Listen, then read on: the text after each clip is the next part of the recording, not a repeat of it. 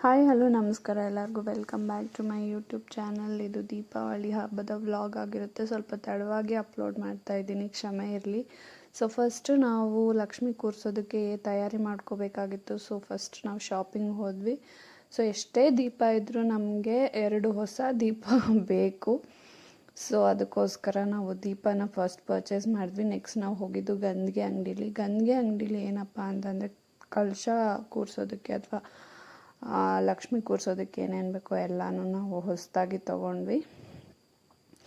ಅಲ್ಲೆಲ್ಲ ಪರ್ಚೇಸ್ ಮಾಡಿಕೊಂಡು ಹೊರಟ್ವಿ. ನೆಕ್ಸ್ಟು ನಾವು ಹೋಗಿದ್ದು ಹೂವು ತೊಗೊಳ್ಳೋದಕ್ಕೆ. ಹೂವಿನಂತೂ ಕೇಳಲೇಬಾರ್ದು, ರೇಟು ಅಷ್ಟು ಜಾಸ್ತಿ ಆಗಿತ್ತು. ಒಂದು ಮೊಳ 100 ರೂಪಾಯಿ.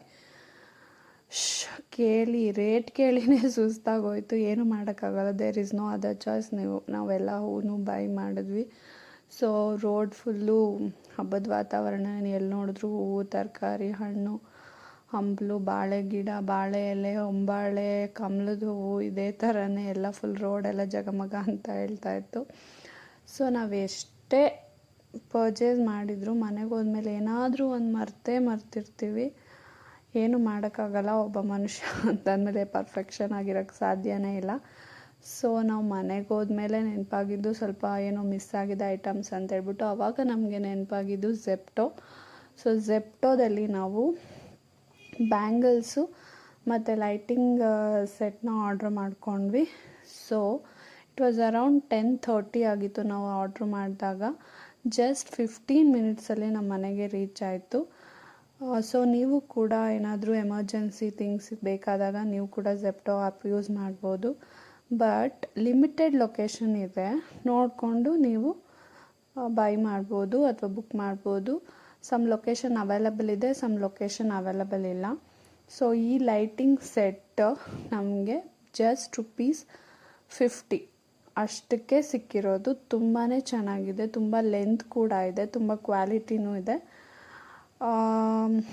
ಎಸ್, ನೀವು ಕೂಡ ಯಾವುದೇ ರೀತಿ ಭಯ ಇಲ್ಲದೆ ಬೈ ಮಾಡ್ಬೋದು. ತುಂಬ ಕಡಿಮೆ ಪ್ರೈಸಲ್ಲೇ ನಮಗೆ ಸಿಕ್ಕಿದೆ ಇದು. ಸೊ ನಾವೆಲ್ಲ ರೆಡಿ ಮಾಡ್ಕೊಂಡ್ವಿ. ಸೊ ಸ್ವಲ್ಪ ಜೋಶ್ ಬೇಕಲ್ವಾ, ನಿದ್ದೆ ಬೇರೆ ಎಳೀತಾ ಇತ್ತು. ಸೊ ಅದಕ್ಕೆ ಹಾಡು ಕೇಳಿಕೊಂಡು ನಾವು ಕಳಶ ಮಾಡೋದಕ್ಕೆ ಸ್ಟಾರ್ಟ್ ಮಾಡಿದ್ವಿ. ನಮ್ಮ ಅಮ್ಮನೂ ಕೂಡ ಸ್ವಲ್ಪ ಹೆಲ್ಪ್ ಮಾಡ್ತಾಯಿದ್ರು, ನನ್ನ ತಂಗಿನೂ ಹೆಲ್ಪ್ ಮಾಡ್ತಾಯಿದ್ರು. ಕಳಶಕ್ಕೆ ಏನೇನು ಬೇಕೋ ಎಲ್ಲ ವಸ್ತುಗಳನ್ನ ಹಾಕಿ ಸ್ಯಾರಿ ಎಲ್ಲ ಪ್ಲೀಟ್ ಮಾಡಿಕೊಂಡು ಎಲ್ಲ ರೆಡಿ ಮಾಡ್ಕೊಳ್ಳೋ ಅಷ್ಟರಲ್ಲಿ ತುಂಬಾ ಟೈಮ್ ಆಗೋಗಿತ್ತು. It was around 3 o'clock ಆಗೋಗ್ಬಿಟ್ಟಿತ್ತು. ಆದರೂ ಎಲ್ಲ ಫುಲ್ ಫಿನಿಷ್ ಮಾಡಿನೇ ಒಂದು ಸ್ವಲ್ಪ ಮಾಡಿಕೊಂಡ್ರೆ ಬೆಳಗ್ಗೆ ತುಂಬ ಈಸಿ ಆಗುತ್ತೆ, ಒಳ್ಳೆಯ ಮುಹೂರ್ತದಲ್ಲಿ ಪೂಜೆ ಮಾಡೋಕ್ಕೆ ಅಂತ ಹೇಳ್ಬಿಟ್ಟು ಫುಲ್ ಎಲ್ಲ ರೆಡಿ ಮಾಡಿನೇ ನಾವು ಮಲ್ಕೊಂಡ್ವಿ. ಆಲ್ಮೋಸ್ಟ್ ನೈಟ್ ಸ್ಯಾರಿ ಎಲ್ಲ ಪ್ಲೀಟ್ ಮಾಡಿ ನಾವು ಮಲ್ಕೊಂಡಿದ್ದು. ಸೊ ಬೆಳಗ್ಗೆ ಈ ರೀತಿ ರೆಡಿಯಾಗಿತ್ತು.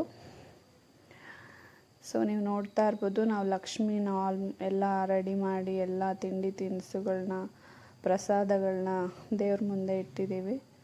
ಸೊ ತುಂಬಾ ಚೆನ್ನಾಗಿ, ತುಂಬಾ ಸಿಂಪಲ್ಲಾಗಿ, ತುಂಬಾ ಸರಳವಾಗಿ ಕೂರಿಸಿದ್ದೀವಿ. ಸೊ ಯಾವುದೇ ರೀತಿ ಆಡಂಬರ ಇಲ್ಲ. ನಮ್ಮ ಕೈಲಿ ಎಷ್ಟಾಗುತ್ತೋ ಅಷ್ಟು ಸುಂದರವಾಗಿ ಕೂರಿಸಿದ್ದೀವಿ ಅಂತ ನನ್ನ ಭಾವನೆ. ಸೊ ನೀವು ಹೇಳಿ ಯಾವ ರೀತಿ ಕೂರಿಸಿದ್ದೀವಿ, ಚೆನ್ನಾಗಿ ಕಾಣಿಸ್ತಾ ಇದೆಯಾ ನಮ್ಮ ಲಕ್ಷ್ಮಿ ಅಂತ ಹೇಳ್ಬಿಟ್ಟು ದಯವಿಟ್ಟು ಕಮೆಂಟ್ ಮಾಡಿ ಮರಿಬೇಡಿ. ಏನು ಹೇಳ್ಬೇಕಮ್ಮ, ಹೇಳು.